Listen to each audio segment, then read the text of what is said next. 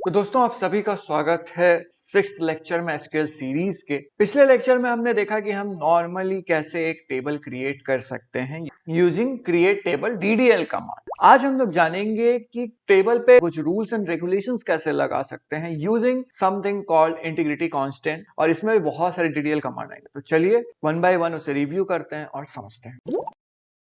तो दोस्तों सबसे पहले ये जानते हैं कि इंटीग्रिटी कांस्टेंट होता क्या है। तो इंटीग्रिटी कांस्टेंट कुछ प्रॉपर्टीज या रूल्स होते हैं जो कि हम लोग इंपोज करते हैं किसी कॉलम में, जो उसे फॉलो करने ही होते हैं। इसके कुछ कुछ स्पेसिफिक कमांड्स हैं जो हम लोगों को जानने चाहिए। सबसे पहला आता है नॉट नल। इसका मतलब क्या है? Column values can't be empty. Column में जो भी वैल्यूज आप डाल रहे हैं वो आप डाल सकते हैं, लेकिन कोई भी कॉलम का जो वैल्यू होता है एक पर्टिकुलर होगा वो एम्प्टी नहीं होना चाहिए। इसका प्रैक्टिकल देखेंगे। नेक्स्ट आता है यूनिक। तो अगर सिंपल भाषा में समझना है तो कॉलम का कोई भी वैल्यू जो ऊपर ऑलरेडी डिफाइंड है वो वापस से आप नहीं यूज कर सकते इस पर्टिकुलर कांस्टेंट के बाद, लेकिन हाँ आप नल वैल्यूज रख सकते हैं। फिर आता है प्राइमरी। तो ये एक अलग कॉन्सेप्ट है पूरा का पूरा, बट अगर आपको सिंपल भाषा में समझना है तो ये एक पर्टिकुलर रो को पूरा का पूरा डिफाइन करता है using a single column value. जैसे फॉर एग्जांपल अगर मेरे पास K1 है और उसमें मेरे पास मल्टीपल वैल्यूज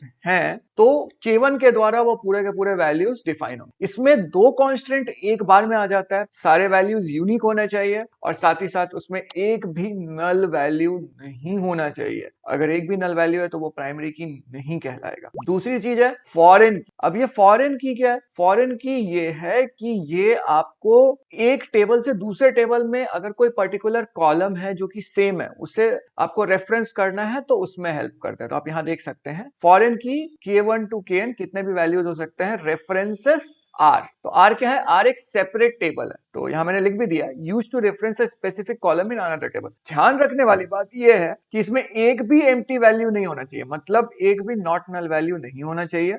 दूसरा, ऐसे वैल्यूज नहीं होने चाहिए जो पेरेंट टेबल यानी कि इस पर्टिकुलर टेबल पे अगर कोई वैल्यू प्रेजेंट नहीं है और वो आप दूसरे वाले टेबल पे ढूंढ रहे हो तो वो आपको नहीं मिलेगा ऑब्वियसली। तो इसलिए वैसे वैल्यूज प्रेजेंट नहीं होने चाहिए। या फिर कोई वैल्यू आपका दूसरे टेबल पे प्रेजेंट है और आप उसको मेन टेबल में नहीं ढूंढ पा रहे हो तो वैसे केस में भी आपको नहीं रखना है। और सबसे बड़ी बात कि जो टेबल आप रेफरेंस कर रहे हैं, सपोज ये आर टेबल में रेफरेंस कर रहा हूं, ये स्कीमा में प्रेजेंट होना चाहिए, यानी पूरे ब्लूप्रिंट में जो हमारे सेट ऑफ टेबल्स हैं उसमें प्रेजेंट होना चाहिए। अब यहां तक बहुत बेसिक थ्योरी हमने देख ली, इसका सिंटैक्स समझ लीजिए, फिर हम लोग इसका प्रैक्टिकल एग्जांपल मैं आपको करके दिखाऊंगा। सिंटैक्स क्या है हमारा? सबसे पहले हम लिखेंगे क्रिएट टेबल, टेबल नेम। ये पिछले वाले लेक्चर में आप देख सकते हैं कि ये कैसे हुआ था। फिर कॉलम नेम 1 और फिर क्या डोमेन है यानी क्या डेटा टाइप है उसका, और फिर जो कंस्ट्रेंट आपको लगाना है। तो आप सारे पे कंस्ट्रेंट लगा सकते हैं, कुछ पे कंस्ट्रेंट लगा सकते हैं, कोई दिक्कत। बट ध्यान रखने वाली बात यह है कि जो भी आप प्राइमरी की या फॉरेन की लगाने वाले हैं वो आप एक बार डिफाइन कर लेंगे पूरा का पूरा कॉलम नेम, उसके बाद लगाएंगे। तो अभी तक हमने सिर्फ थ्योरी देखी, अब हम लोग इसका प्रैक्टिकल एग्जाम्पल देखने वाले हैं। तो चलिए पीजी एडमिन पे चलते हैं।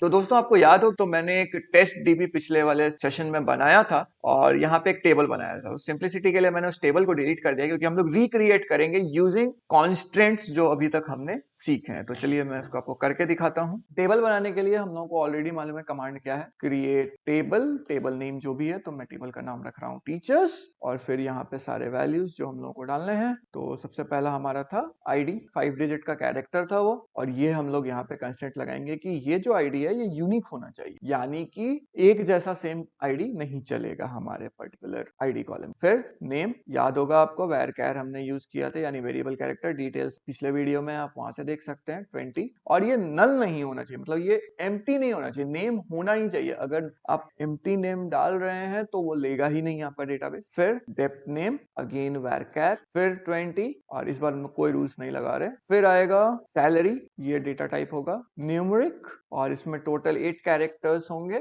और डेसिमल के बाद 2 डिजिट्स होंगे, यानी 6 कैरेक्टर्स डेसिमल से पहले और 2 कैरेक्टर्स डेसिमल के बाद। फिर हम लोग यहाँ पे प्राइमरी की कंस्ट्रेंट लगाएंगे और प्राइमरी की हमने बनाया है आईडी को। आपको लगता है ये काम करेगा? ये देखते हैं। आप देख सकते हैं कि सिंटैक्स एरर नियर नेम वैक है। तो अगर आप देखिएगा तो गलती ये है कि आपने यहाँ कॉमा लगाया ही नहीं है। तो आपको ये कॉमा का बहुत ध्यान रखना है। मैंने पर्पसफुली ये गलती की ताकि आपको मैं ये चीज समझा सकूं। ऐसे लीजिए और अब इसको रन। अब देखिए create table query return successfully.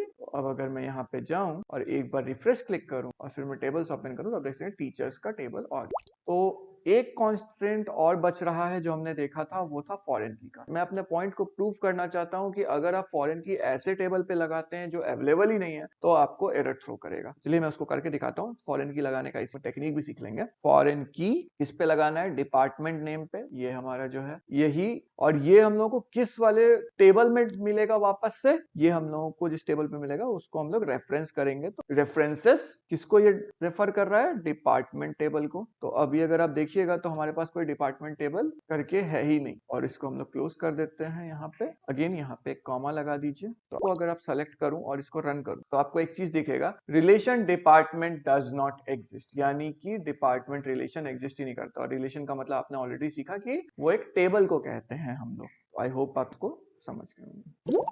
तो दोस्तों इसी के साथ हमारा आज का इंटीग्रिटी कांस्टेंट वाला वीडियो समाप्त होता है। और अभी तक हमने सिर्फ नॉर्मल डेटाबेस को क्रिएट किया। अब नेक्स्ट सेशन से हम लोग इसमें डेटा पुट करेंगे और डेटा में चेंजेस करना सीखेंगे। तो मिलते हैं आपसे तब तक के लिए बाय बाय, सी या।